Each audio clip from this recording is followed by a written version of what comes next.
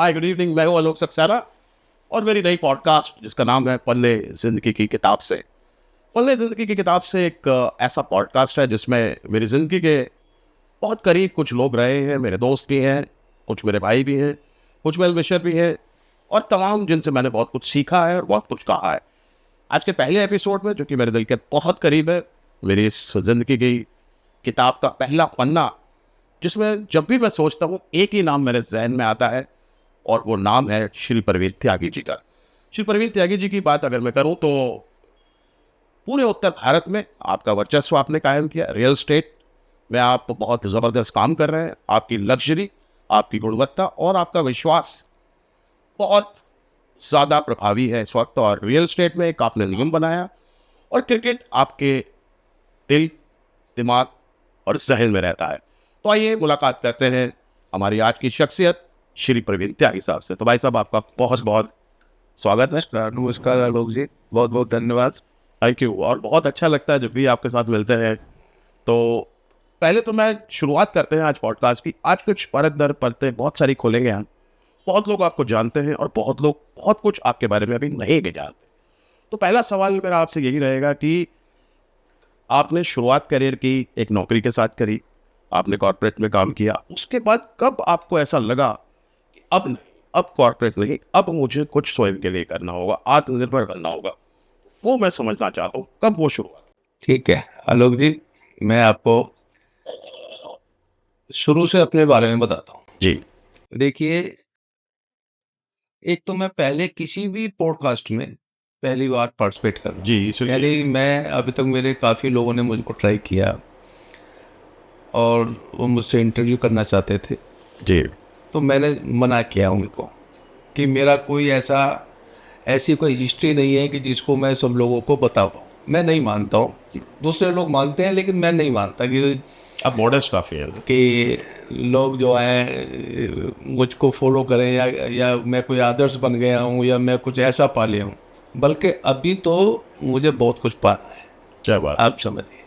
अभी तो मैं बड़े जूझता इस मुकाम पर पहुँचा हूँ और मैं समझता हूँ कि ईश्वर की कृपा से अभी मेरे पास बहुत मौके हैं। बिल्कुल निसंदेह। तो मैं आपको अपने बारे में बताना चाहता हूँ आपके पॉडकास्ट के माध्यम से। मेरी जो एजुकेशन है वो एक टेक्निकल बैकग्राउंड में है। जी यानी मैंने मैकेनिकल इंजीनियरिंग में डिप्लोमा किया है ऑल राइट। 1986 में। मैं पढ़ाई में अच्छा था, जैसे 10th में 12th में। फिर मैं ये डिप्लोमा में चला गया तो ऑर्डिनेंस फैक्ट्री मुरादनगर में मेरे फादर जॉब करते थे। अच्छा वहीं पर एक इंटर कॉलेज था, वहीं से मैंने 10th किया, वहीं से 12th किया। जी उसके बाद हमें किसी ने बताया कि यार पॉलिटेक्निक में आप जो है एंट्रेंस एग्ज़ाम शुरू हो गए हैं, आप वहाँ पे एंट्रेंस एग्ज़ाम दे दीजिए, वहाँ से आप डिप्लोमा कर लेंगे। ऑर्डिनेंस फैक्ट्री में आपके फादर जॉब करते हैं, आपकी भी जॉब वहाँ पर लग जाएगी, अच्छा। तनख्वाह डबल हो जाएगी, खर्चा उतना ही रहेगा। क्या बात? हमने कहा यार इससे तो बढ़िया कुछ बात है ही नहीं। नहीं है। तो हमने जो है उसका एंट्रेंस एग्ज़ाम दे दिया अच्छा और उसमें चॉइस होती थी कि भाई आप उसमें कौन सी ट्रेड लेना चाहते हैं, मैकेनिकल लेना चाहते हैं, सिविल लेना चाहते हैं, इलेक्ट्रॉनिक लेना चाहते हैं। हमने मैकेनिकल फर्स्ट चॉइस इसलिए भरी कि वहाँ पर मैकेनिकल से संबंधित ही वो फैक्ट्री थी, ऑर्डिनेंस फैक्ट्री। जी बिल्कुल। तो वहीं पे जॉब लगेगा, तो हमने फर्स्ट चॉइस को मैकेनिकल रखा। लिया। तो हमारी फर्स्ट चॉइस मैकेनिकल में हमारा एडमिशन हो गया। क्या बात? जबकि मैं हाई स्कूल में और 12th में हम टॉप के 5 स्टूडेंट्स में जो बच्चे होते थे मैं उनमें से था। मेधावी छात्र एकदम। यदि मैं ट्राई करता तो मुझे उम्मीद है कि मैं शायद उसमें भी सिलेक्ट हो जाता, लेकिन हमें कोई गाइड करने वाला नहीं था, कोई गाइडेंस नहीं थी। हमारे पूरे रिलेशन में जितने भी रिश्तेदार होते हैं, मामा, चाचा चाचा, बुआ, जी उनमें कोई जॉब करने वाला नहीं। नहीं था। ओके। तो हमने खैर नहीं, कोई मतलब बिजनेस करने वाला नहीं था, कोई हमें बताने रास्ता दिखाने वाला नहीं था कि गाइड करे कि कैसे जाए। तो हमको बीटेक का भी भरना चाहिए। हमने केवल डिप्लोमा का भी, डिप्लोमा का हम चले गए। उसके बाद 86 में हमने डिप्लोमा कंप्लीट किया। जी फिर हमने जो है प्राइवेट जॉब अपना ढूंढना शुरू किया और 2 साल मैंने प्राइवेट जॉब किया। एक बात मैं आपको बताना चाहता हूँ आलोक जी, मैंने लाइफ में ना इसके अलावा कोई दूसरी प्लानिंग ही नहीं की। क्या बात? केवल ये प्लानिंग मुझे उस समय वो भी किसी ने बताया कि आप मैकेनिकल से डिप्लोमा कर लीजिए, ऑर्डिनेंस फैक्ट्री में जॉब लग जाएगा, सैलरी घर में डबल आने लगेगी, खर्चा सेम रहेगा, तो जो हालत चल रही है उससे बेटर हो जाएगा। एकदम फोकस्ड। तो ये केवल एक होता, उसके अलावा कोई भी विचार, अपनी कोई प्लानिंग नहीं थी। क्रिकेट खेलने का बहुत शौक था शुरू से ही। क्रिकेट खेलने में समय भी बहुत खराब होता था। यदि मैं क्रिकेट नहीं खेल रहा होता तो शायद मैं और ज़्यादा अच्छा पढ़ाई कर पाता। तो मुझे लगता है क्रिकेट ने ही शायद आज यहाँ तक लाया है, क्योंकि वो जो जज्बा और वो जुनून। हाँ, मतलब क्रिकेट खेलते थे ना, तो क्रिकेट का बहुत शौक था। हमारे फादर जो थे, मेरी पढ़ाई एक ही बात पे होती थी कि यार तू यार क्रिकेट बहुत खेलता है। अच्छा, परवीन त्यागी जी की पिटाई भी हुई ये तो। यानी सुबह तूने खेल भी यार वो छांटा है जो सुबह से शाम तक चलता है। पूरा दिन ग्राउंड में रहना। फुटबॉल खेल ले यार, 1 घंटा खेल ले, हॉकी खेल ले। तो हम क्रिकेट खेलते थे, तो उस कारण से थोड़ा सा एजुकेशन पे भी फर्क पड़ा, लेकिन बिल्कुल अंदर रक्त में ना भरा हुआ है और आज तक भी निकलने को तैयार नहीं है। बिल्कुल।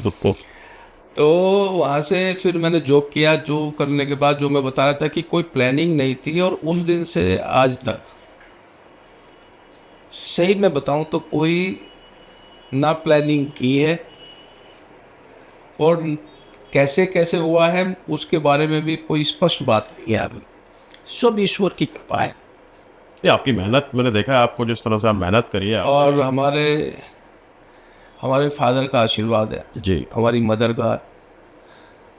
तो पता नहीं कैसे कैसे क्यों हुआ है, मुझे नहीं मालूम। यदि आप मुझसे पूछोगे कि मैं पूरा आप बताएं कि आप पहले डिप्लोमा किया, डिप्लोमा के बाद आपने जो नौकरी की, सबसे पहले नौकरी मेरी 2200 रुपये पर मंथ की थी, 2200 पर मंथ। नई नई शादी हुई थी तो छुट्टियां हो जाती थी, हाथ में 1200-1300 रुपये आते थे उस दौरान। तो मैं साल, 1.5 साल, 2 साल करता रहा, जाता रहा, आता रहा। शिफ्ट में ड्यूटी हुआ करती थी। सुबह 6 बजे मुरादनगर से सूरजपुर इंडस्ट्रियल एरिया में पहुंचना, सर्दियों में। बिल्कुल बना ही था। सर्दियों में 1-1.25 घंटा लगता था पहुंचने। यानी 6 बजे की शिफ्ट होती थी, तो मैं 4:45 बजे निकलता था मुरादनगर से, और फिर 1 घंटा पहले उससे उठना पड़ता था। अब इसको मेहनत मान लो या उस समय मजबूरी थी, दोनों ही बातें कह सकते हो आप। नहीं, मजबूरी और मेहनत दोनों ही थी, लेकिन मेहनत बहुत ज़रूरी है, और वो आपने की शुरुआती दौर तो में। वो ऐसे जो है ना, लाइफ की शुरुआत हुई आलोक की। जी। फिर हमने सोचा कि यार ये तो कुछ बात बनेगी नहीं, ऐसे तो जो है सुबह गए, शाम को नौकरी से आ गए, और फिर रात को सो गए, फिर सुबह पहुंच गए, फिर महीने की तनख्वाह मिल गई, वो खर्चा कर लिया।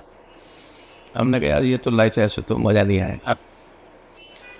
तो हमने फिर एक यहाँ गाजियाबाद विकास प्राधिकरण यानी गाजियाबाद डेवलपमेंट, छोटी सी ठेकेदारी से शुरुआत हमने एकदम छोड़ दी नौकरी। जी। नौकरी छोड़ने के बाद हमने थोड़ा सा काम शुरू किया। तो ये 1990 के आसपास। ये 1918 स्टार्ट तो 89 में ही किया था हमने जी। 2 साल, क्योंकि 86 में डिप्लोमा किया था, 2-2.5 साल हमने जॉब किया, तो 89 मिड में हमने स्टार्ट कर दिया था। तो 1991 फिर हम गाजियाबाद डेवलपमेंट अथॉरिटी में गवर्नमेंट इंफ्रास्ट्रक्चर के काम करते हैं। जो भी काम मिला, कोई नाली बनानी है नाली बनाई, कोई सड़क बनानी है सड़क बनाई, कोई पार्क बनानी है पार्क बनाई, किसी की फेंसिंग कर, छोटे छोटे काम हम करते चले गए। तो ये तो शुरुआत। और बस फिर ऐसे आस्ते छोटे छोटे काम किए, फिर बड़े काम किए, फिर नोएडा अथॉरिटी में चले गए, फिर ग्रेटर नोएडा अथॉरिटी में चले गए, फिर उत्तर प्रदेश जल निगम में काम करने लगे, फिर उत्तर प्रदेश पावर कॉरपोरेशन में काम करने लगे। आज हमारी वही इंफ्रास्ट्रक्चर की जो कंपनी है वो BSE में लिस्टेड है। बिल्कुल लिस्टेड। और वो सब्सक्राइब हुआ आपका शेयर कितना ज़बरदस्त। हाँ, तो और 2011 में फिर हमने रियल एस्टेट का में भी हमने एंट्री किया। तो 2011 से रियल एस्टेट में भी हैं हम, और हमारी इंफ्रास्ट्रक्चर वाली विंग भी चलती है। मेरे जैसा कि आपको मालूम है 2 बेटे हैं जी। एक विभो और एक वैभव। बिल्कुल। जब से बच्चे आए हैं, जब से एक अलग कंपनी में एक ताकत है हमारे पास। बिल्कुल। नहीं, अच्छा, 2006 में मुझे याद है 5 या 6 का वक्फा रहा होगा, जब आपने HPS नाम की एक ग्राउंड बनाया था, वहाँ पे मुझे याद है बहुत खूबसूरत ग्राउंड, छोटा था, उसमें 8 रन भी मिलते थे, 12 रन भी मिलते थे, एक नया कॉन्सेप्ट लेके आए थे। तो सोच हमेशा आपकी डिफरेंट रही है, जो लोग कर रहे हैं उससे अलग कुछ करने की चाह जो है, उसके बारे में थोड़ा बताइए। ये बात आप बिल्कुल सही कह रहे हैं। मुझे थोड़ा ना डिफरेंट करने में मजा आता है। जी चाहे नौकरी भी करता था मैं तो भी, और उसके बाद जब से मैंने व्यापार करना शुरू किया है तो थोड़ा सा अलग हटके काम करना मुझे अच्छा महसूस होता है कि कुछ अलग हटके करना चाहिए। जी जब मैं कंस्ट्रक्शन के काम में था तो 2005 में हमने एक HPS ग्रीन्स के नाम से जी एक बिल्कुल फार्म हाउस का प्रोजेक्ट किया था नोएडा ग्रेटर नोएडा एक्सप्रेसवे में। बिल्कुल आप तो उसमें खेले हैं वहाँ पर। बिल्कुल क्रिकेट का, जैसे कि क्रिकेट का मुझे जुनून शुरू से था, तो आप समझिए कि लगभग 100-125 एकड़ लैंड थी। 100 नहीं, 200 एकड़ लैंड थी जो हमने बड़ा प्रोजेक्ट। एक्वायर की, और उसमें फार्म हाउसेस का हमने प्रोजेक्ट किया, और उसमें 500-550 फार्म हाउसेस का प्रोजेक्ट था। उसके बीच में सेंटर में एक हमने क्रिकेट ग्राउंड बनाया। बिल्कुल वो मेरी सोच थी यार, क्रिकेट ग्राउंड जो है क्रिकेट से लोगों को जोड़ते हैं, ग्रीनरी एंड क्रिकेट ग्राउंड। और हमने पूरे उसमें ग्रीन इतने पेड़ लगाए, बहुत डेवलपमेंट किया, और बीच में एक क्रिकेट ग्राउंड बनाया। 2005 में आप समझिए कि यहाँ पर आसपास कोई भी फ्लड लाइट वाला क्रिकेट ग्राउंड नहीं, बिल्कुल नहीं था। केवल फिरोज शाह कोटला हुआ करता था या वो बनाया था। बिल्कुल ग्राउंड छोटा था, चारों तरफ उसका फेंसिंग की हुई थी, नियम भी बिल्कुल डिफरेंट थे। डिफरेंट है एकदम। मतलब आप समझिए कि जैसे कि वो छोटा, मतलब ऐसे नियम कि ग्राउंड से बाहर बॉल जाएगी तो आउट जाएंगे, आप कवर ड्राइव मारेंगे तो आपको जो है पॉइंट पे मारेंगे तो आपको जो है, आई थिंक वहाँ से 12 रन थे, स्ट्रेट ड्राइव मारेंगे तो आपको 10 रन है। ऐसे कर करके हमने उसमें कुछ थोड़ा अलग-अलग सर्किल में अलग अलग कलर दिए हुए थे। जी और आप यकीन नहीं करेंगे, उस ग्राउंड पर आसपास के जितने भी प्लेयर्स, जो रणजी को तो छोड़ ही दीजिए, इंटरनेशनल प्लेयर भी वहाँ उस ग्राउंड पे खेले। खेले, मुझे बिल्कुल याद है। सुरेश रैना जो कि हमारे ऑर्डिनेंस फैक्ट्री से ही अपने छोटे भाई की तरह से है, सुरेश रैना उस समय इंटरनेशनल खेल रहे थे, जी और वहाँ पर भी इस ग्राउंड पर हमारे साथ खेले थे। प्रवीण कुमार भी मैंने देखे प्रवीण कुमार भी खेले थे। जी बल्कि सुरेश रैना उससे कहने लगे, मैंने कहा यार सुरेश रैना, इसको जो है ना थोड़ा ग्राउंड को अब की बार जो है ना बड़ा बनाएंगे, इसको थोड़ा सा बड़ा कर देते हैं, इससे की डिमांड भी आ रही है, लोग लाइक भी कर रहे हैं। तो सुरेश ने कहा, कह रहा भैया इसको बड़ा नहीं करना, यही ब्यूटी है इसको छोटा ही रहने दो। इसके अंदर 11 फील्डर खड़े हुए हैं यार, बैट्समैन को उनके बीच में से शॉट निकालना, यही तो प्रैक्टिस बढ़िया हो रही है यहाँ पर। तो ऐसे करके क्रिकेट का शौक था। तो सबसे पहले हमने जो अपना फार्म हाउस का प्रोजेक्ट किया, जी तो उसमें भी क्रिकेट ग्राउंड दिया। और जब हमने रियल एस्टेट का पहला प्रोजेक्ट किया जी VVIP एड्रेसेस 2011 में राजनगर एक्सटेंशन। राजनगर एक्सटेंशन में, उसमें फिर हमने क्रिकेट ग्राउंड दिया। तो राजनगर एक्सटेंशन जब डेवलप हुआ तो इनफैक्ट आप लोग कुछ 14-15 बिल्डर्स थे, और आप एक बहुत अग्रणी भूमिका थी आपकी उसमें, जिसमें आपने एक ऐसे सूत्रधार का काम किया कि राजनगर एक्सटेंशन उस समय लोग सोचते थे कि दूर है, कैसे जाएंगे, अप्रोच नहीं है। तो आपकी सोच ने कैसे उस प्रोजेक्ट को क्रियान्वित किया, और आज VVIP एड्रेसेस राजनगर का एक अपने आप में अनूठा उदाहरण है, और VVIP मॉल के तो क्या कहने। तो इसके बारे में थोड़ा बताएं। देखो आलोक जी, मैं आपको बताऊं, मैं फिर दोबारा से वही बता रहा हूँ, बहुत लंबी प्लानिंग में नहीं करता हूँ जी मेरे साथ, पता नहीं क्यों भगवान मेरे साथ है सोच बहुत जबरदस्त। शुरू से। अब सोच भी ना भगवान के द्वारा ही बनती है, जी बिल्कुल बिल्कुल। सब कुछ ईश्वर कराता है। मैं बहुत ही ईश्वरवादी आदमी हूँ, इतना ज़्यादा ईश्वर में विश्वास करता हूँ कि मैं यदि अपनी पूरी लाइफ का आकलन करूँ, पूरी लाइफ का यदि मैं आकलन करता हूँ, तो मैं उसमें पाता हूँ कि मैं तो कुछ करने वाला हूँ ही नहीं। जैसे जैसे पता नहीं भगवान ने ऐसे कराया तो मैंने ऐसे कर दिया, भगवान ने ये कहा तो ये हो गया। मेरे दिमाग में भी तभी बात आई जब भगवान ने सोचा कि हाँ इसको यार ये सोचना चाहिए। जिस समय जो अभी रियल एस्टेट की हम बात कर रहे थे, लोग बात रियल एस्टेट में ज़्यादातर गोल्फ कोर्स बना रहे थे। बिल्कुल गोल्फ कोर्स बना रहे थे। अब मेरे दिमाग में आया यार मैं क्रिकेट से जुड़ा हुआ बंदा हूँ, इसकी अब की बार हम गोल्फ कोर्स की जगह क्रिकेट ग्राउंड देते हैं। तो हमने बिल्कुल सबसे पहले प्रोजेक्ट में तो VVIP एड्रेसेस राजनगर एक्सटेंशन के नाम से है, उसके बीच में क्रिकेट ग्राउंड बनाया, फ्लड लाइट उसमें लगाई।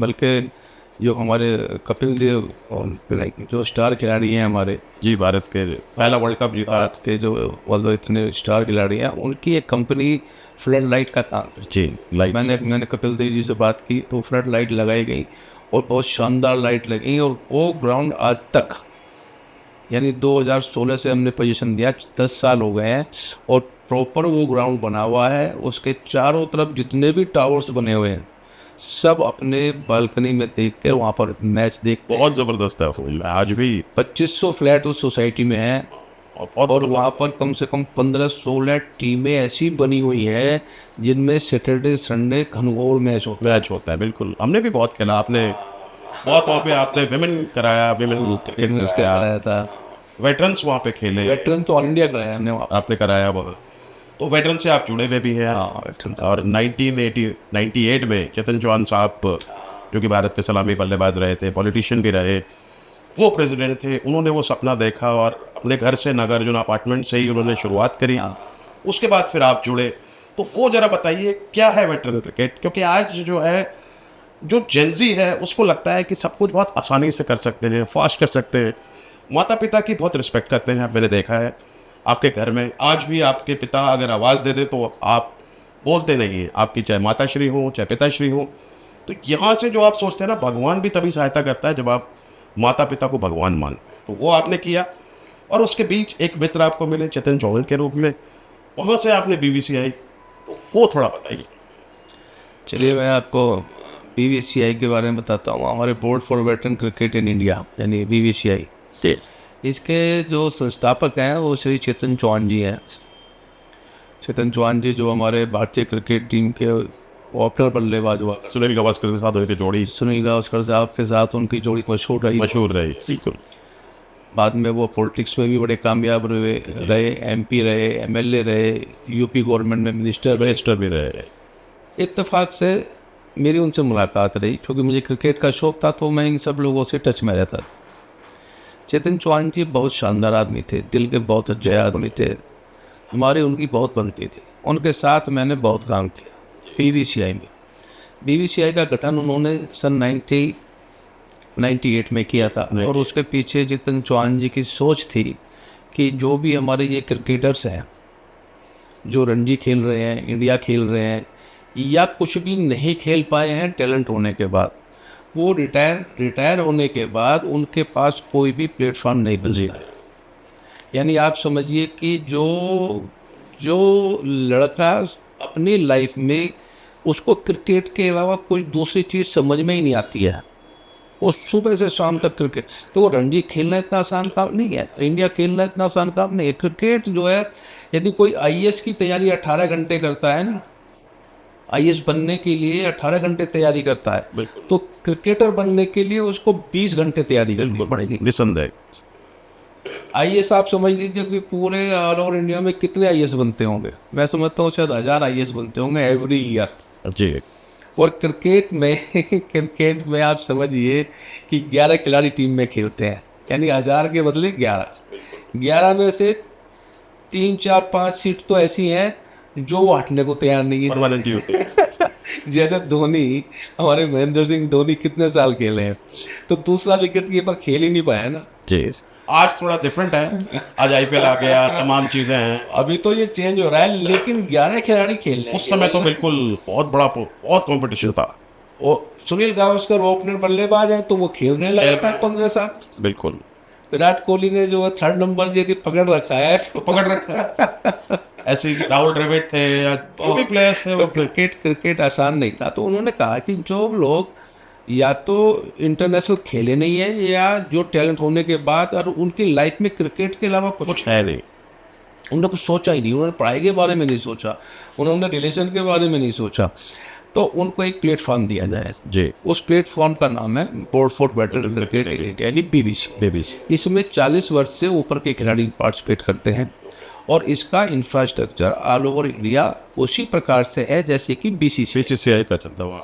यानी इसके जो है आप समझिए आज 27 साल लगभग पूरे होने जा रहे हैं। Every year inter district matches होते हैं, इंटर स्टेट मैचेज होते हैं, और फिर इंटर एक जोन में 5-5, 6-6 स्टेट्स हैं, फिर उनसे एक जोन की टीम बनती है, फिर 5 जोन जो हमारे हैं, सेंट्रल जोन, वेस्ट नॉर्थ, फिर वो ऑल इंडिया में इंटर जोनल खेलते हैं।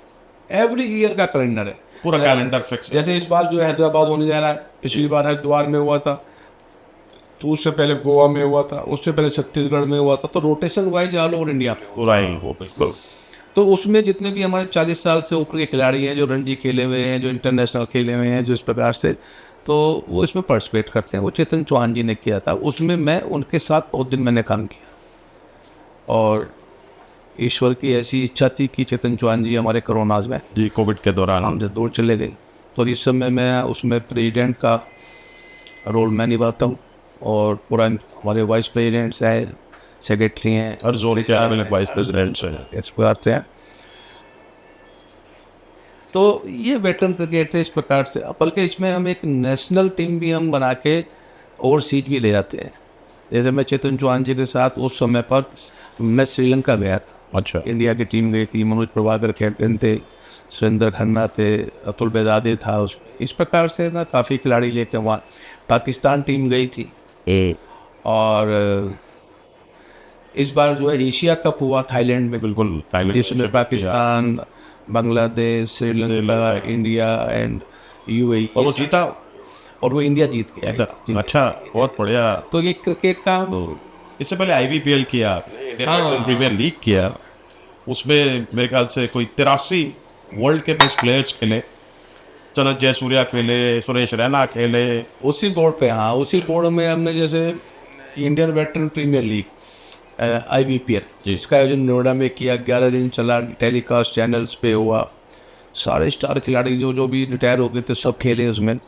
क्रिस गेल आए थे, जिन्होंने 86 रन, वीरेंद्र सहवाग खेले, वीरेंद्र सहवाग जो हमारे मतलब एक स्टार खिलाड़ी हैं बिल्कुल, मुल्तान के सुल्तान जिनको कहा जाता है। तो सब अच्छा है।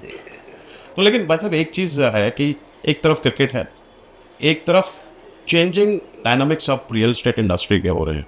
पहले हम अफोर्डेबल हाउसिंग में गए, आज लग्जरी का दौर है। तो ये जो चेंज है इस लग्जरी के दौर में, एक तरफ रेट्स है, एक तरफ नए नए लोग भी इस इंडस्ट्री में आ गए हैं जी। तो आपको क्या लगता है कि आज का जो दौर है उस दौर में वीवीआईपी अपने आप को अलग कैसे करता है? देखो, वीवीआईपी की, यदि वीवीआईपी ग्रुप की मैं बात करूं तो वीवीआईपी ग्रुप की एक ही स्ट्रेंथ है कि एक तो जब हम कोई भी प्रोजेक्ट जी डिजाइन करते हैं या सोचते हैं तो सबसे पहले मैं उसमें एक क्लाइंट बन जाता हूँ। अच्छा, वेरी गुड। मैं सोचता हूँ कि मैं क्लाइंट, मैं स्वयं एक बायर हूँ, मुझे फ्लैट लेना है। अच्छा है। और मुझ जैसे कितने लोग हैं, क्या सभी लोग जो हैं पैसे वाले हैं? कुछ लोग नौकरी वाले भी हैं, बिल्कुल। कुछ लोग अपना पहला घर ले रहे हैं, कुछ लोग जो है आज की तारीख में चौथा घर ले रहे हैं कि उन्होंने पहले छोटा लिया, फिर और बड़ा लिया, फिर और बड़ा लिया। तो मैं क्लाइंट की तरह से सोचता हूँ कि हमें क्या प्लानिंग है, क्या डिमांड है। ऐसा कुछ नहीं है कि लग्जीरियस ही आज की तारीख में ठीक है। कोरोना के बाद लोगों के थोड़े से विचार ये बदले हैं कि हमको थोड़ा स्पेशियस चाहिए। जी, बड़े फ्लैट चाहिए। हाँ, क्योंकि वो कोरोना में घर में रहे तो उनको महसूस हुआ कि यार ये तो टाइट है। नहीं तो सुबह आदमी चला जाता था, शाम को घर आता है, अपना आराम को सो गए, फिर सुबह भाग गए। तो फ्लैट में ज़्यादा उनको स्पेस की ज़रूरत नहीं पड़ी। लेकिन जब कोरोना में वो 2-2, 3-3 महीने, 4-4 महीने घर में रहे तो उनको लगा कि यार थोड़ा सा घर बड़ा होना चाहिए। वर्क फ्रॉम होम भी तो ये आज की तारीख में थोड़ा सा स्पेशियस घर की डिमांड मार्केट में है। लेकिन आप समझिए कि जो आदमी एक नौकरी कर रहा है, एक आम आदमी नौकरी करता है, इसकी मैं कहता हूँ सैलरी भी 1 लाख रुपए है, और 1 लाख रुपए सैलरी ऐसे आसानी से नहीं मिलती है। इसको घर कैसा चाहिए जी, वो कितनी किस्त दे सकता है, तो उसके लिए भी घर चाहिए। तो उसको उतना छोटा घर मिले, लेकिन वो भी एक उसमें डिजाइनिंग इस प्रकार से होना चाहिए कि उसको सहूलियत लगे। क्योंकि उसको पहला घर लेना है अपना, उसकी बीवी है, उसका एक बच्चा हो गया है, 2 बच्चे हैं, तो वो कैसे आसानी से रह सकते हैं, उसको सोने में आसानी रहे, एक मास्टर बेडरूम का साइज ठीक हो जाए, जी, बहुत ज़रूरी है ना। तो इस प्रकार से सोच के हम डिजाइन करते हैं। तो मेरा मानना ये है कि वीवीआईपी ग्रुप एक तो इस बात का बहुत ध्यान रखता है। जी। सेकंड नंबर पे जो है डिलीवरी बहुत ज़रूरी है। बहुत ज़रूरी है। फिर डिलीवरी तो आप ऐसे समझिए कि जैसे ये मोबाइल है, मैं आपको आज जो है मैं आपसे मोबाइल लेने आया और मैंने कहा कि ये कितने का, आपने कहा 20,000 रुपये का। मैं कहता हूँ जी लो 10,000 रुपये तो एडवांस ले लो और मैं परसों आपसे ले जाऊँगा, तो 10,000 रुपये जब दे दूँगा मेरा आप मोबाइल दे। वापस दे दे। अब मैं फिर 10,000 रुपये लेके पहुँचा, आपने मोबाइल कहने लगे जी अभी तो बन रहा है, अभी तो आएगा वहाँ से। तो फिर तो सब गड़बड़ है सारा का सब। वो कहेगा मेरे 10,000 भी उल्टे करो भाई। ऐसे ही फ्लैट में है। यानी जिस आदमी ने जिस जिस बायर ने हम पे विश्वास किया है और हमको उसने कहा कि जी आपने बताया कि ये मेरा फ्लैट 50 लाख रुपए का है, उसने 50 लाख में से आपको पैसे दे दिए, वो लगातार आपको दे रहा है पैसे, हर किस्त दे रहा है आपके यहाँ पर, और उसका फ्लैट नहीं मिलेगा तो वो तो पैसे अपने ब्याज सहित मांगेगा। बिल्कुल। तो आपको ना अपना कैश फ्लो, आपको अपनी ट्रांसपेरेंसी कि आपने क्या टाइम उसको दिया था, उस पर जरा खरा उतरना पड़ेगा। अब वो बिकॉज मैंने देखा है कि इतने सालों में मैंने देखा है बिल्डर्स की एक प्रोजेक्ट शुरू करते, आधा करते, फिर नया प्रोजेक्ट शुरू कर देते हैं, फिर तीसरा शुरू कर दिया, तो सब कुछ वहीं रह जाता है। लेकिन आपने उस चीज़ को बहुत ध्यान रखा है, जब आपने पोजीशन बोला तब आपने पोजीशन दिया, तो ये मुझे लगता है एक सफलता का बहुत बड़ा कुंजी है। ये सफलता का कारण है। और आलोक जी, मैं अपने अपने अलावा आपको बताता हूँ, ये सब रियल एस्टेट में जब से ये रेरा आया है, जी। एक तो बिल्डर खुद ही थोड़ा डिसिप्लिन में आ गया है, दूसरा रेरा भी बहुत टाइट लगता है। रेरा के जो रूल्स एंड रेगुलेशन उनको फॉलो करना आसान नहीं है। नहीं सही। यानी रेरा जब आपके प्रोजेक्ट का रजिस्ट्रेशन करेगा, रेरा आपके प्रोजेक्ट का रजिस्ट्रेशन जब करेगा तो वो इतने सारे क्वेश्चंस आपसे पूछ लेगा, आपकी कितनी ज़मीन है, आपने इसका पेमेंट हो गया है नहीं हुआ है, इसकी एंट्री की रोड कैसे है, इसका जो प्रोजेक्ट पूरा हो जाएगा तो इसका मेंटेनेंस कौन करेगा, अंदर का आप करेंगे तो आउटर्स का कौन करेगा, अथॉरिटी कौन सी है, कब आप पोजीशन दे रहे हैं, किस में क्या कंस्ट्रक्शन कॉस्ट आ रही है। एवरी मंथ रेरा आपकी मॉनिटरिंग करेगा। तो वायर्स के लिए अच्छा है। आपने बार चार्ट दिया हुआ है कि मैं इस महीने में इतना बनाऊंगा, इस महीने में इतना बनाऊंगा, इस महीने में इतना बनाऊंगा, आप बार चार्ट से कितना पीछे चल रहे हैं, ये सब आपको एवरी मंथ आपको अपडेट करना पड़ेगा, अपलोड करना पड़ेगा आपको आपके ऑनलाइन, और रेरा उसकी मॉनिटरिंग करेगा। तो एक तो रेरा की शक्ति, दूसरे जो बिल्डर्स अब काम कर रहे हैं वो खुद भी सेल्फ डिसिप्लिन हो गए हैं। बहुत अच्छी बात है।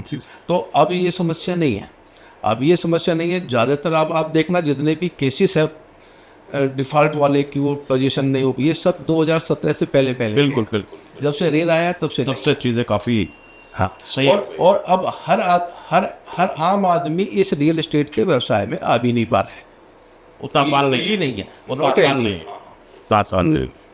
कैसे आप बता रहे थे ना कि भाई अभी एक प्रोजेक्ट पूरा किया, दूसरा चालू कर दिया, दूसरा अधूरा है, तीसरा, अब ऐसा नहीं कर सकते। आपके पास एक तयशुदा डेट है, आपको उस डेट के तहत ही वो, और ये भी फाइनल डेट नहीं है, एवरी मंथ। अच्छा, उसका एवरी मंथ मॉनिटरिंग है। आपने कहा था कि इस महीने इतना होगा, अगले महीने इतना होगा, अगले महीने इतना होगा। बल्कि मैं तो अलग ये बताऊँ, हमारी साइट पर बहुत बड़े वाले कैमरे हमने जो है ना साइट पे लगाए। बहुत सही है। जिसका लिंक हमने दिया हुआ है अपने कस्टमर्स को। क्या बात कि अपने घर बैठ के अपना घर बनता अपनी डेवलपमेंट देखें आप, बहुत अपने घर बैठ के अपना घर बनता हुआ देखें। क्या बात है, बहुत बढ़िया। तो ये सब फैसिलिटी दे रखी हैं और हमने डिलीवरी दी है, क्वालिटी में कोई कंप्रोमाइज़ करते नहीं हैं। तो मैं समझता हूँ लोगों ने हम पे ट्रस्ट किया हुआ है। बिल्कुल। और हम उम्मीद करते हैं कि उनके विश्वास पर हम खरा उतरे हैं। बिल्कुल बिल्कुल, मुझे लगता है बिल्कुल उतरेंगे और आप उतर रहे हैं। दूसरी, अभी जिस तरह से उत्तर प्रदेश के शानदार चीफ मिनिस्टर, मुख्यमंत्री साहब, डबल इंजन की सरकार चल रही है, और यमुना जो अभी एरिया है वहाँ पर अभी नया एयरपोर्ट भी बन गया, अब ऑपरेशनल हुआ है, और वहाँ पे भी आपका प्रोजेक्ट आया है। अब क्या देखते हैं आप, जो गति है उत्तर प्रदेश की, किस तरह से जो इंजन ऑफ ग्रोथ है, अब वहाँ डाइवर्ट कैसे होगा और वहाँ कितनी अपॉर्चुनिटी देखते हैं आप? देखिए, अभी आपने मुख्यमंत्री जी का नाम लिया तो इसमें कोई डाउट ही नहीं है, जब से हमारी उत्तर प्रदेश में भाजपा की सरकार है, इसके मुख्यमंत्री हमारे यशस्वी श्री योगी जी हैं आदित्यनाथ। जब से निश्चित रूप से बहुत पॉजिटिव माहौल है, व्यापारियों के लिए बहुत ही शानदार माहौल है जी। काम करने का एटमॉस्फेयर है।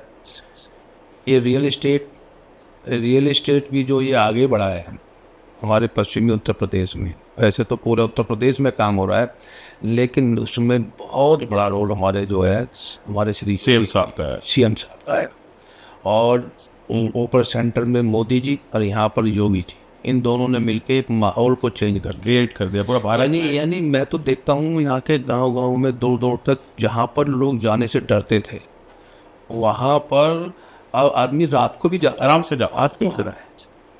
यानी एक दुर्घटना तो कहीं भी हो सकती है, लेकिन एक माहौल ऐसा है कि आपको कोई डर नहीं है, बिल्कुल। जिसका सीधा सीधा बेनिफिट हमारे रियल एस्टेट व्यवसाय पे, सारे व्यवसाय पे पड़ता है, और रियल एस्टेट उसमें सबसे बड़ा है। अभी आप देखिए कि हमारे यदि हम एनसीआर की बात करें, और एनसीआर में यदि हम गाजियाबाद, नोएडा, ग्रेटर नोएडा, यमुना की बात करें, जी। इतना ज़्यादा विकसित हो रहा है।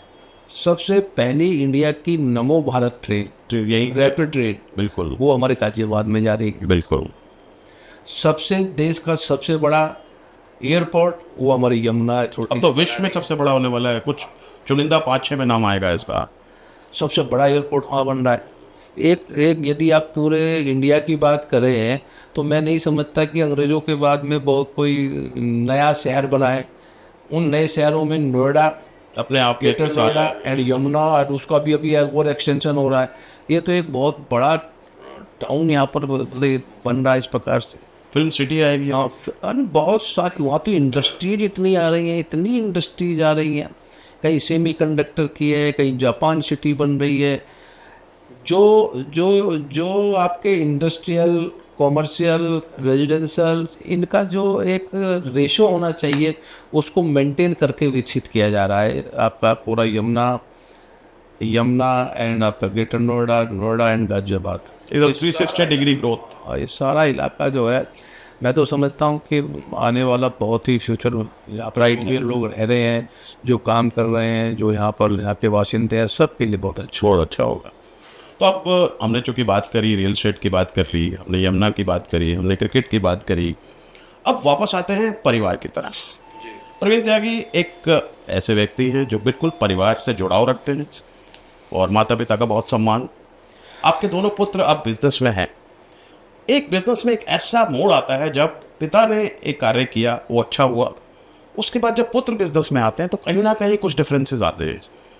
वो जो ट्रांजिशन होता है ना, बहुत लोग उसको नहीं कर पाते हैं। तो वहाँ पे आप कैसा देखते हैं, और वीवीआईपी कैसे उसमें अपना योगदान दे रहा है? देखो, मेरे 2 बेटे हैं, विभोर और वैभव। एक इंजीनियरिंग बैकग्राउंड से है, यानी उसने बीटेक किया है महाराष्ट्र से, पुणे से, और विभोर ने, और वैभव जो है वो उसने एमबीए किया है लंदन से। जी। तो दोनों की एजुकेशन पूरी होने के बाद तो अपने बिजनेस में ही काम करना था, ये पहले से ही हमने सोचा हुआ था। तब से ये आए हैं। मेरी ताकत 3 गुनी हो गई। क्या बात है? तो ताकत 3 गुनी हो गई। पहले मैं अकेला था जी, अब हम 3 जने हैं। तो मैं तो कहता हूँ भाई, बिजनेस में तो हम तीनों पार्टनर हैं। क्या बात है? और घर पे जो है हम बाप बेटे हैं। बहुत बढ़िया। तो ऑफिस में तो आप जो है बिल्कुल एज ए पार्टनर्स बात करते हैं, वैसे बात करिए। कैसे इस ग्रुप को आगे बढ़ाना है, कैसे इसमें काम करना है, क्या इसमें आज की क्या आपकी प्रतिक्रिया, मतलब कार्य कर, आज क्या करना है, कल क्या करना है, क्या प्लानिंग करनी है, कहाँ से फंड आना है। तो पार्टनर की तरह बैठिए और तीनों काम करिए। डाइनिंग टेबल टॉक्स जो होती हैं। तो पहले मैं अकेला करता था, अब हम तीनों मिलकर डिसीजन लेते हैं। और निश्चित रूप से जब से ये दोनों बेटे मेरे आए हैं अभी व्यापार में, तो बिजनेस जो है ना एकदम तेज़ी के साथ बूस्टअप हो रहा है हमारा। तो जो मैं अभी आपसे पहले भी कह रहा था कि अभी तो हमारा अच्छा समय शुरू हुआ है। क्या बात है? अभी तो बहुत कुछ बात। अभी तो उससे पहले स्ट्रगल था। मैं समझता हूँ कि आने वाला समय और बच्चों ने हमारे साथ जिस प्रकार से मेरी सोच है उसी के साथ कदम ताल मिला लिया है। जो मैं सोचता हूँ और जो बच्चे सोचते हैं वो लगभग हम आसपास ही हैं। बहुत ज़्यादा अंतर बिल्कुल भी नहीं। सही, वेरी गुड, और ये किसी भी व्यापार के लिए ये अच्छी चीज़ है बहुत ज़रूरी चीज़ है। कि उसके जो थिंक टैंक हैं वो सब एक प्लेटफॉर्म पे आ जाए। बिल्कुल, तो मुझे लगता है कि ठीक रहे। बहुत सही है। और मैंने देखा है वो किस तरह से पिता का सम्मान तो लगातार चल रहा है। ये तो आलोक जी बिजनेस की बात होगी, अदरवाइज तो आपने देखा है कि अमर विभोर जो है पार्टनरशिप में बैटिंग करते हैं। हाँ, मैंने देखा है खूब। और विभोर तो मैंने देखा है उनकी जो पैनी नज़र है। मैं वो भी खेलता हूँ, हम तीनों क्रिकेट खेलते हैं।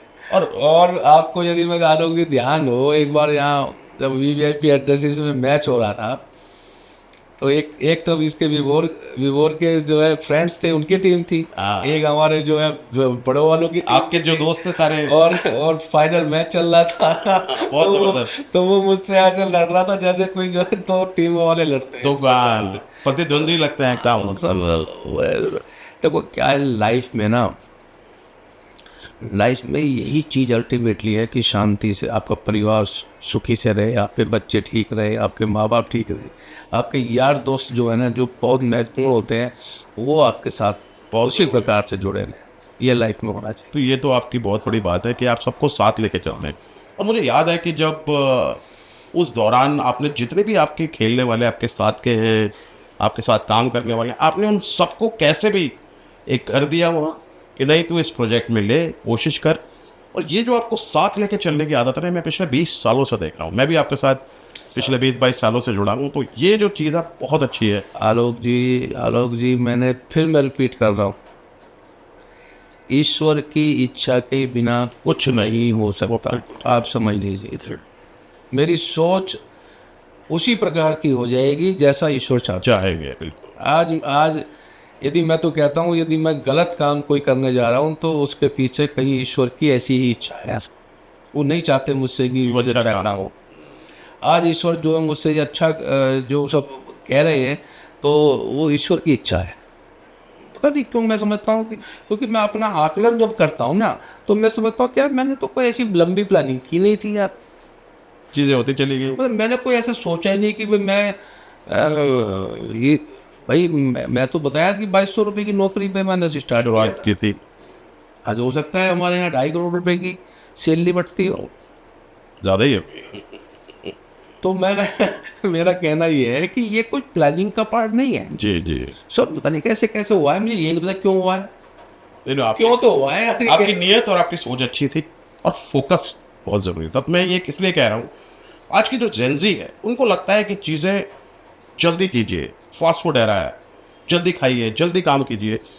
वहाँ उसको कहाँ देखते हैं, उनके लिए आप क्या कहना चाहेंगे? क्योंकि आपका पूरा जीवन एक बहुत बड़ा उदाहरण है। देखो कुछ चीज़ें तो आपको तय करनी पड़ेंगी जी जो मैंने अपने फादर से सीखी।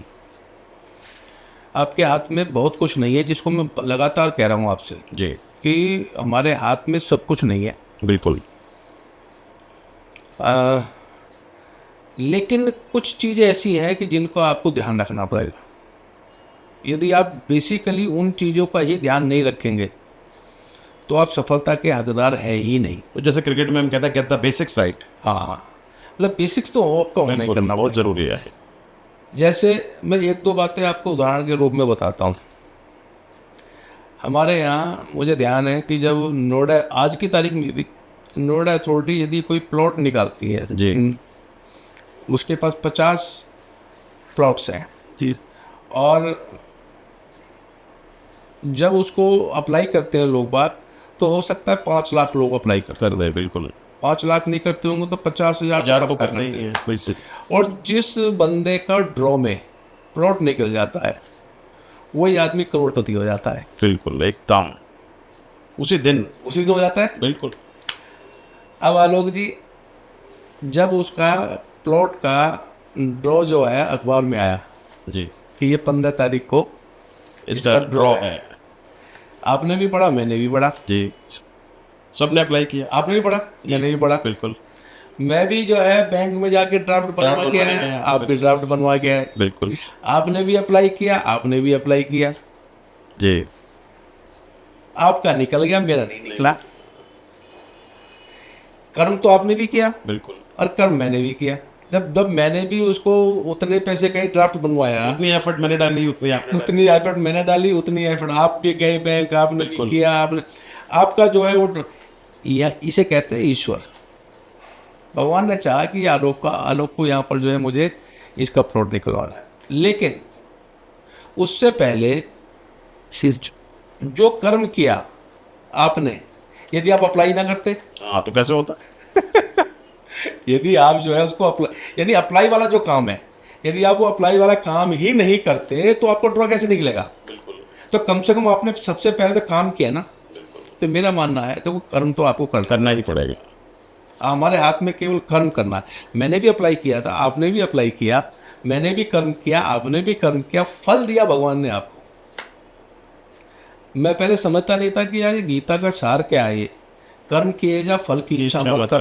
अरे मैंने कहा यार ऐसे कैसे हो सकता है, कर्म करूँ और मैं फल की इच्छा ना करूँ, सुबह शाम तक कहीं मैं नौकरी करूँ और शाम तक मेरी तनख्वाह ना मिले, तो मुझे समझ में नहीं आती थी।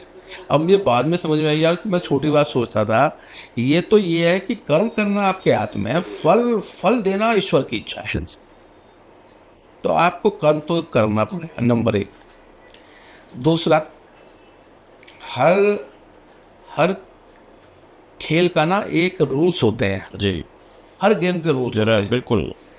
क्रिकेट खेलोगे तो क्रिकेट के रूल रूल है, है, फुटबॉल खेलोगे तो रूल है। फुटबॉल के, हॉकी खेलोगे तो हॉकी के रूल्स हैं। हॉकी में जो है आपके पैर में लगेगी तो फाउल है, बिल्कुल। फुटबॉल में हाथ में लगेगी तो फाउल है, क्रिकेट में कैच हो जाओगे तो आउट है। तो इसका मतलब क्या हुआ कि हर खेल के अलग नियम नियम ऐसे ही आलोक जी बिजनेस के बिना एक नियम है। पहला नियम है आप सरल होंगे, कुछ है नहीं। आप कर्मठ होंगे, आप पारदर्शी होंगे, आप किसी बात पे अड़ेंगे नहीं। यानी ये सारे ना कुछ नियम है बिजनेस के भी। मैंने देखा है, मेरे साथ के काफ़ी लोग थे जो बिजनेस करते थे और वो छोटी छोटी बात पे इतना ज़्यादा अड़ जाते थे कि वो वहीं के वहीं रह गए। ईगो, यानी वो हैबिट है, उन्होंने उसको सीखा नहीं। सीखा नहीं। व्यापार में देखो, व्यापार जब आप कर रहे हो तो व्यापार के नियम को फॉलो करिए। फॉलो करना सही। आपको सरल रहना है, आपको पारदर्शी रहना है, आपको अपनी जबान पे पक्का रहना है, आपको कर्म करना है। तो ये सब जो आप पूछ रहे हैं कि भाई नए लोगों को, तो नए लोग इन बातों का ध्यान रखें क्योंकि शालीनता से आपने समझाया ये कि यदि वो बिजनेस करना चाहते हैं तो उनको सरल रहना पड़ेगा, उनको मेहनत बहुत करनी पड़ेगी, उनको जो है आपको पारदर्शी रहना पड़ेगा, उनको अपनी जो जबान दे दी उसको उस पर अडिग रहना पड़ेगा। उसके बाद भी रिजल्ट की कोई गारंटी नहीं है, तो जैसा आप चाह रहे हैं वैसे ही आएगा। रिजल्ट फिर ईश्वर देगा, हाँ लेकिन ये हमारे हाथ में है। जी। तो मैं तो सभी को यही कहता हूँ कि सब यदि कोई व्यापार करना चाहता है, व्यापार का वैसे तो पूरी लाइफ का ही फंडा ये है। मैं अपने बच्चों से भी कहता हूँ, मैं आप और जो आपके पॉडकास्ट के माध्यम से जो लोग सुन रहे हैं उनको भी मैं यही कहना चाहता हूँ कि जो भी वो काम कर रहे हैं उसके रूल्स का, नियमों को पालन करें। जैसे आप नौकरी कर रहे हैं तो नौकरी में टाइम पे जाना है, बिल्कुल टाइम पे आना है, वहाँ पर जो आपकी ड्यूटी हुई है उसको ड्यूटी को पूरा करना है। आपको छुट्टी लेनी है तो पहले से बताना है। आपको अपने बॉस को अच्छे से उसको जो है तैयार रखना है, उसकी जो है गुड बुक में रहना है, तो उसके नियम को पालन करना पड़ेगा। आपको खेती करनी है तो खेती में सुबह सुबह जाके खेती करके आ जाना है, तो बिल्कुल समय पे उसकी बुआई करनी है, समय पे कटाई करनी है। तो सबके नियम अलग अलग हैं, उन नियमों को पालन करिए, बाकी सब ईश्वर की इच्छा है। मेरा तो यही कहना है। बड़े आखिरी सवाल मैं पूछना चाहूँगा कि देखिए क्रिकेट आपके साथ जुड़ा हुआ है, मैंने काफ़ी सालों से मैं आपको जानता हूँ, आज भी क्रिकेट आप कर रहे हैं, तो आपको क्या लगता है अभी जो क्रिकेट का दौर जो चल रहा है और इस वक्त स्वस्तिक चिकारा के साथ आप काफ़ी उसकी हेल्प आपने करी, एक उभरता हुआ सितारा है और कुछ सितारे क्रिकेट में अभी वीवीआईपी ग्रुप अपने आप को कैसे देखता है? देखिए क्रिकेट तो जैसा कि मैंने बताया कि मैं शुरू से क्रिकेट से जुड़ा हुआ हूँ, पहले खेलता था थोड़ा और उसके बाद फिर वेटरन क्रिकेट से जुड़ गया। अभी भी मैं क्रिकेट से के माध्यम से कुछ ना कुछ कहीं टूर्नामेंट, कहीं वेटरन क्रिकेट, कहीं नॉर्मल क्रिकेट, और काफ़ी खर्चा भी मैं क्रिकेट के ऊपर बहुत मुझे बताया वो। लोकल बच्चे हैं उनको कहीं सपोर्ट करना है किसी भी प्रकार से, तो फाइनेंशियली है या जिस प्रकार से भी है, तो मैं कोशिश करता हूँ कि उनको मैं जो दे सकूँ मैं देता हूँ। लेकिन क्रिकेट में भी आलोक जी ऐसा हो गया है कि क्रिकेट भी बहुत ज़्यादा हो गया है कुछ। मुझे लगता है कि क्रिकेट बहुत ज़्यादा हो रहा है, जिसको देखो हर तीसरा व्यक्ति ऐसा लगता है। और क्रिकेट, अब वो क्रिकेट भी नहीं बच रहा। और सीएम साहब तो कह रहे हैं कि अब उत्तर प्रदेश में भी 4 टीमें होनी चाहिए रणजी। आपको लगता नहीं कि पूरे साल क्रिकेट क्रिकेट क्रिकेट चल रहा है? अभी ये क्रिकेट बंद होता है, ये क्रिकेट चालू हो जाता है, आईपीएल चालू हुआ, खत्म हुआ, फिर जो है स्टेट्स की लीग शुरू हो जाती है, फिर अगर तो गली लीग, मोहल्ला लीग, सारी लीग चल रही है, डॉक्टर्स की लीग, चार्टर्ड अकाउंटेंट्स की लीग। क्रिकेट को ज़्यादा नहीं हो रहा है, ज्यादा हो रहा है, लगता है मुझे। लग रहा है। लेकिन ठीक है भाई, अपना जो भी बन पाएगा। अच्छा, अपना अपना शौक है, अपना अपना पैशन है जिसको भी है। तो इंडिया में तो क्रिकेट ही है अभी, धर्म माना जा रहा है, और पैसा बहुत हो गया है, वही है कारण है। पैसा भी बहुत हो गया है। तो जो भी अपने से बन पाएगा, वीवीआईपी ग्रुप जुड़ा हुआ है, तो ज़्यादातर जो आसपास के टूर्नामेंट्स होते हैं, आपका आईवीपीएल था, वो हमारे वीवीआईपी ग्रुप ने ही स्पॉन्सर किया था। तो एकेडमी भी है अपनी, और अपने वीवीआईपी इंस्टीट्यूट ऑफ क्रिकेट भी है, वीवीआईपी इंस्टीट्यूट ऑफ क्रिकेट जो है, जो गाजियाबाद स्टेडियम में चलती है। तो करते रहते हैं जो कि जुड़े हुए हैं, मैं भी जुड़ा हुआ हूँ। फिर मेरे दोनों जो बेटे हैं वो भी क्रिकेट को पसंद करते हैं, मेरी बात, तो वो आगे चल रहा है इस प्रकार। गौर और वैभव दोनों अग्रणी हैं क्रिकेट में। तो बस यही था सर, बहुत मज़ा आया आपके साथ, और मुझे लगता है आने वाले दिनों में वीवीआईपी का नाम और बुलंदियों पे छुएगा, क्योंकि आपने जो बताया जेनजी के लिए, जो आपने बताया बहुत सही बताया। सरल होना चाहिए, कर्मठ होना चाहिए, नियमों का पालन करना चाहिए, और गुणवत्ता और समय का पालन करना चाहिए। तो देखा आपने, कैसा लगा आपको ये एपिसोड? इसी तरह से जिंदगी की किताब और उसके कुछ पन्ने उल्टाएंगे हर एपिसोड में। अभी तक के लिए बस इतना ही। आप अपना ख्याल रखें और अपने चाहने वालों का ख्याल रखें। God bless, take care.